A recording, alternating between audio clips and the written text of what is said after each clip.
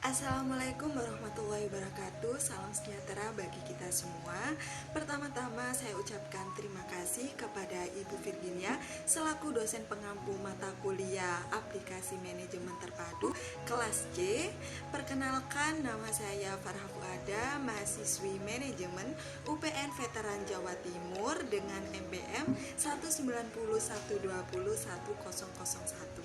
Jadi di sini saya akan memaparkan materi mengenai aplikasi manajemen terpadu pada suatu perusahaan, yaitu PT Bulan Sabit cabang Kalimantan. Di sini posisi saya sebagai General Manager pada PT Bulan Sabit cabang Kalimantan yang telah memimpin perusahaan selama 3 bulan terakhir. Dan saya akan menjelaskan mengenai 5 tahapan dari fungsi manufaktur. Kemudian yang kedua ada mengenai manajemen persediaan yang ada pada PT Bulan Sabit cabang Kalimantan. Kemudian ketiga yaitu siklus atau proses penjualan dengan transaksi tunai maupun kredit. Kemudian yang terakhir, yang keempat, yaitu pencatatan laporan keuangan pada PT Bulan Sabit cabang Kalimantan. Jadi, PT Bulan Sabit ini merupakan perusahaan yang bergerak di bidang industri makanan dan minuman atau F&B yang telah melakukan ekspansi bisnis ke 3 pulau besar di Indonesia, yang dimana diantaranya ada Sumatera, Kalimantan, dan Sulawesi. Selanjutnya saya akan memaparkan 5 tahapan dari fungsi manajemen manufaktur. Yang pertama yaitu menentukan produk yang akan dibuat. Jadi fungsinya apa sih? Kita harus menentukan produk yang akan dibuat di sini untuk mengetahui apa sih target pasar yang sedang ada, yang sedang dibutuhkan. Jadi kita itu bisa memikirkan produk apa yang akan kita buat. Kemudian dari sini kita juga bisa menganggarkan berapa anggaran biaya yang dibutuhkan untuk membuat suatu produk ini, sehingga perusahaan itu dapat mempermudah dalam memproduksi produk tersebut. Yang kedua yaitu membuat list bahan baku yang dibutuhkan. Fungsinya untuk apa? Agar kita mengetahui nih apa aja sih bahan baku yang kita perlukan untuk membuat suatu produk ini, agar tidak ada yang namanya produk yang sia-sia, produk yang kita beli itu tidak berguna atau gimana. Jadi kita tuh harus teliti dalam mengelis produk-produk yang kita benar-benar kita butuhkan. Dan yang ketiga yaitu memesan bahan baku yang dibutuhkan. Jadi setelah kita mengelis tadi, kita memesan ke supplier untuk membeli bahan baku apa saja yang kita butuhkan di perusahaan. Nah di sini kita juga bisa menentukan dan mempertimbangkan untuk bekerja sama dengan supplier mana dalam memasok bahan baku yang dibutuhkan oleh perusahaan kita. Yang keempat yaitu mendata dalam inventory bahan baku yang kita pesan. Jadi fungsi dari mendata ini kita bisa memantau produk-produk apa saja yang sudah kita beli ke supplier.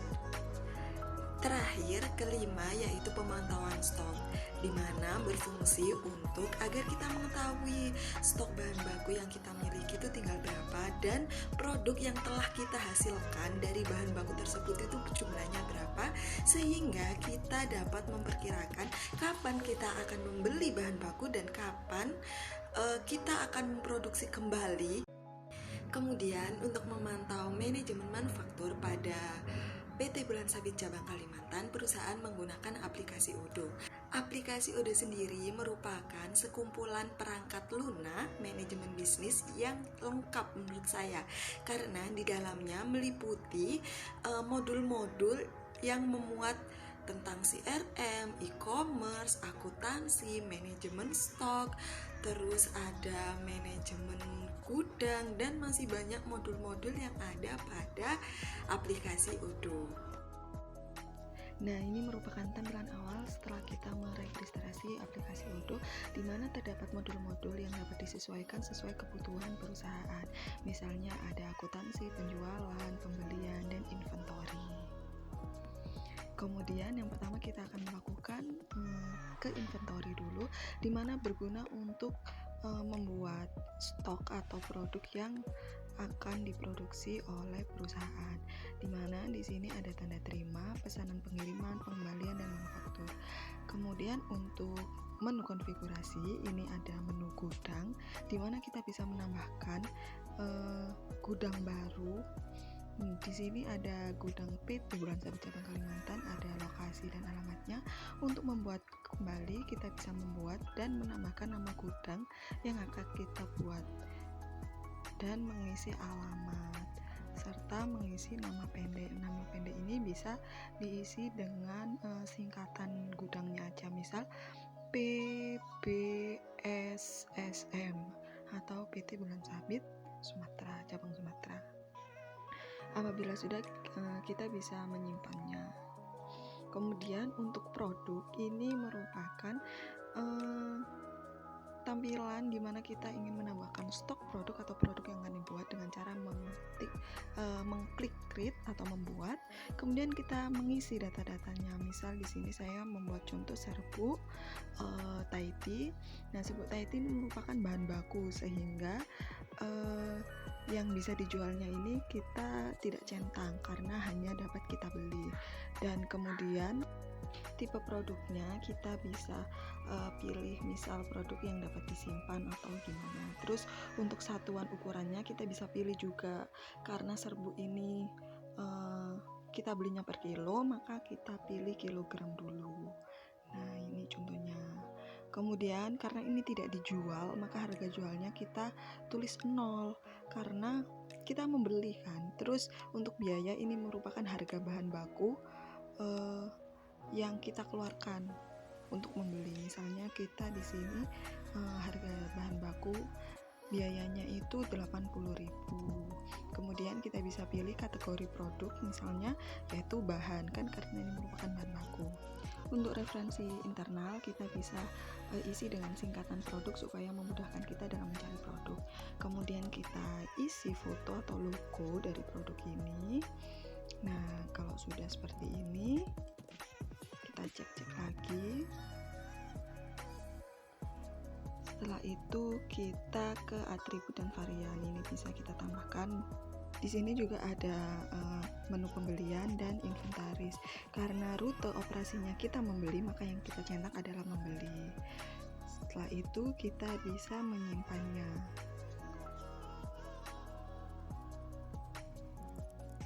Setelah kita menyimpan, kita ke produk.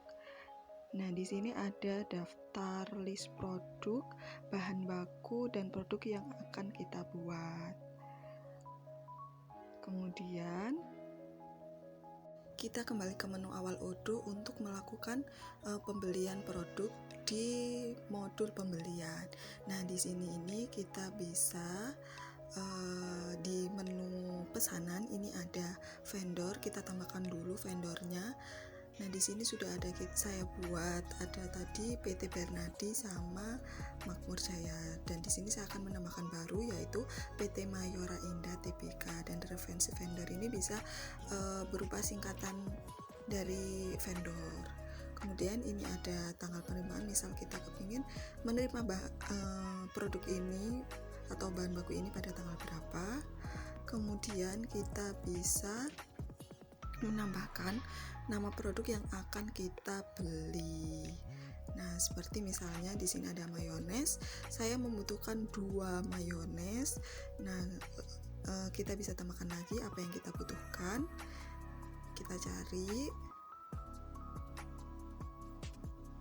serbuk Thai tea, kita butuh karena masih 0. Terus kita isi berapa kita membutuhkan, misal 3.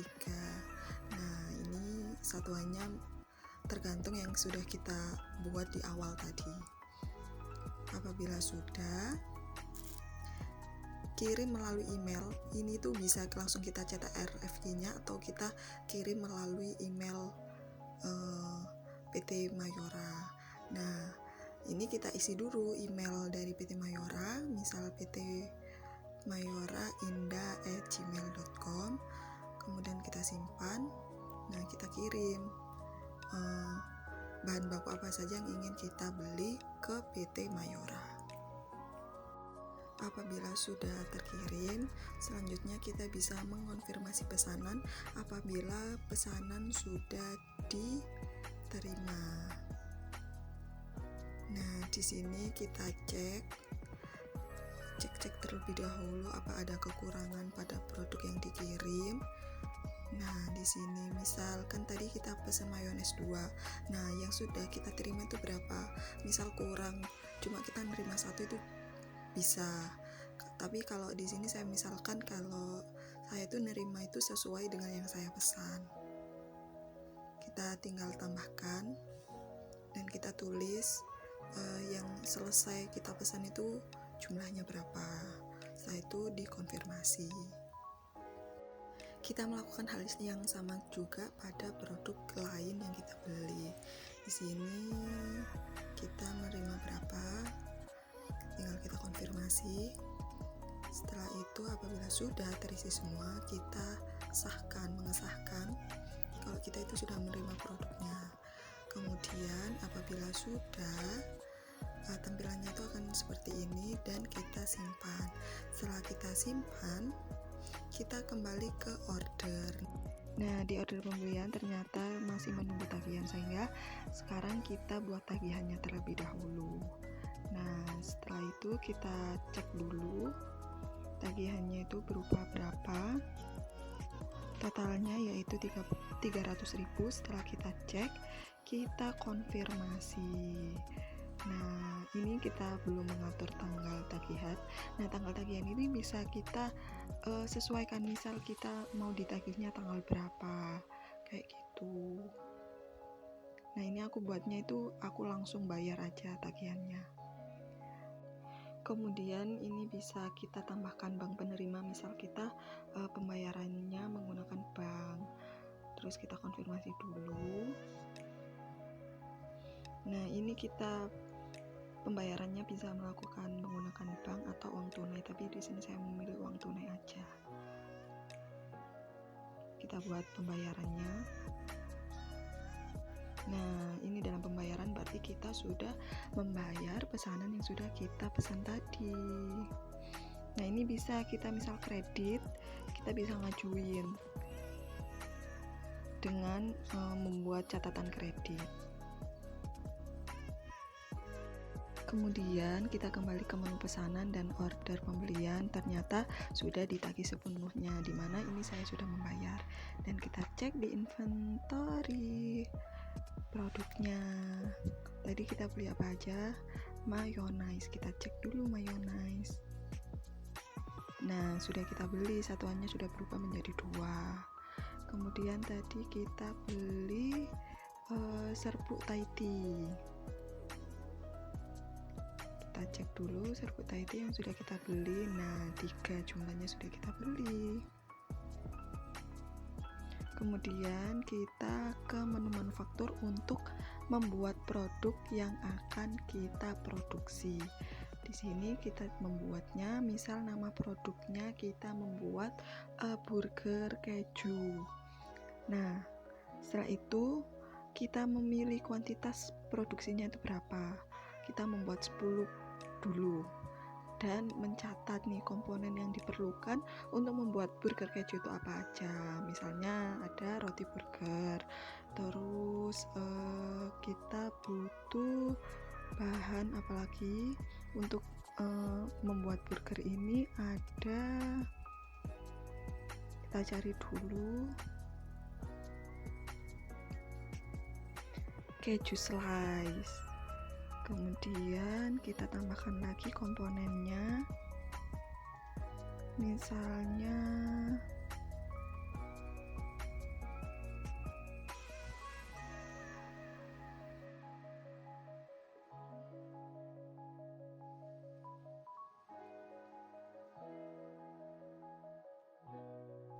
kita cari lagi misalnya mayonnaise. Terus kita tambahkan lagi apa komponen yang kita butuhkan. Kita cari lagi, kita butuh sayur mayur. Kemudian kita tambahkan lagi yang dibutuhkan untuk membuat burger keju, misalnya ya tentunya saus sambal. kita tambahkan lagi beef untuk membuat burger. Nah, apabila sudah komponennya, kita ini bisa atur satuan-satuannya yang kita butuhkan itu berapa, dan tanggal yang dijadwalkan ini maksudnya kita selesai membuat pesanan ini jadwalnya itu tanggal berapa gitu. Terus kita konfirmasi. Setelah kita konfirmasi, kita cek lagi mungkin ada yang salah. Setelah itu kita menyimpan pesanan manufaktur ini. Kita kembali ke menu awalnya. Nah, ini statusnya itu sudah tersedia dan dikonfirmasi. Selanjutnya, apabila kita sudah membuatnya, kita bisa menandai sebagai selesai, di mana kita sudah selesai memproduksi burger keju ini. Kita cek. Nah, di tangan itu sudah ada 10, kemudian kita ke penjualan. Untuk penjualan kita membuat dulu nama pelanggannya. Misal di sini pelanggannya ada pelanggan 1, di mana beliau membeli produk apa. Misalnya di sini tambahkan produk burger keju yang sudah kita buat tadi.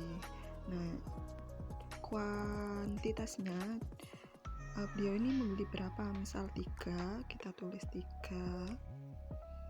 Dan setelah itu kita kadaluarsa ini kita isi dulu tanggalnya dan syarat pembayaran langsung atau 15 hari berapa kayak dicicil gitu. Kita pilih yang pembayaran langsung aja. Setelah itu kita cek. Apabila sudah, kita kirim melalui email ke pelanggan. Nah, ini kita bisa mengisi dulu alamat email, kemudian kita simpan dan mengirimnya.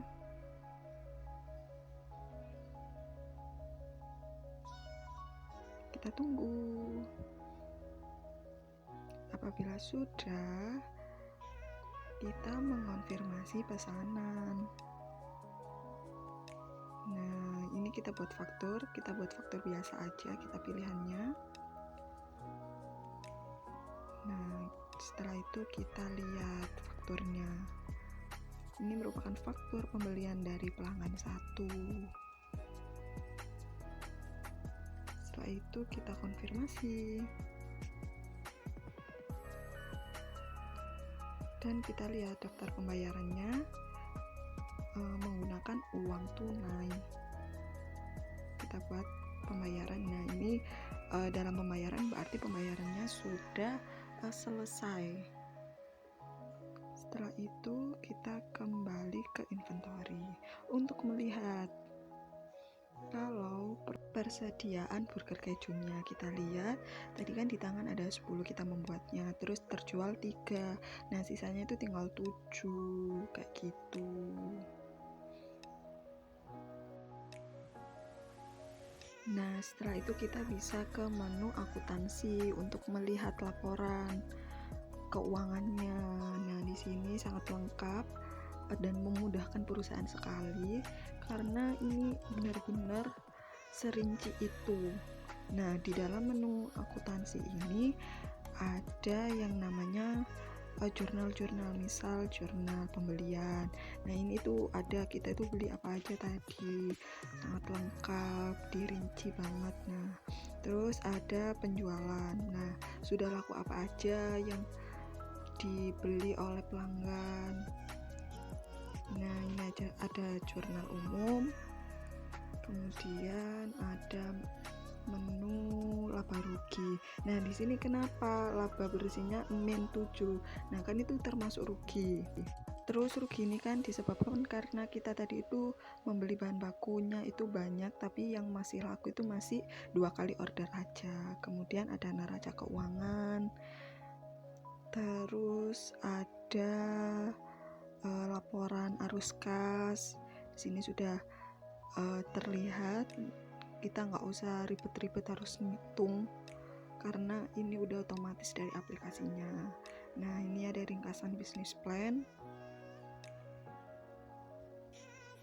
Kemudian ada menu jurnal umum, sangat lengkap sekali. Neraca saldo. Nah, kurang lebih seperti itu isinya. Sekian penjelasan yang dapat saya sampaikan. Mohon maaf apabila ada kurang dan salahnya. Terima kasih. Wassalamualaikum warahmatullahi wabarakatuh.